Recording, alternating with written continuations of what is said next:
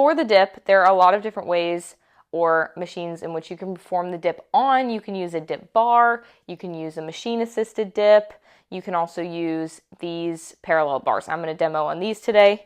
They're a little bit wobbly, but we're going to make it work. So when you go into the dip, it's really important that you are all set up and not already in a shrugged position whenever you start the dip.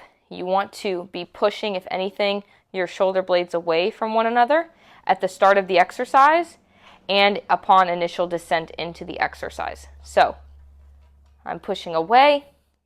I lean forward into the dip.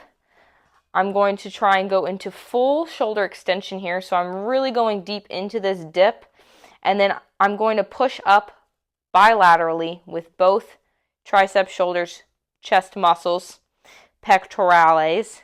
And I'm going to push all the way up into the ceiling again, pushing my shoulder blades away from one another. I'll demo here. Pushing up, leaning forward, full shoulder extension, coming all the way up, pushing into the ceiling. It's important that you get not just that forward lean, but also full shoulder extension, because it allows your shoulder to train this thing called glenohumeral depression. And when we can get proper glenohumeral depression, you're going to get the most out of the exercise, and you're also not going to feel that pain that sometimes dips can bring people. If you do feel pain in dips and you're just not ready to get a dip yet, that's okay.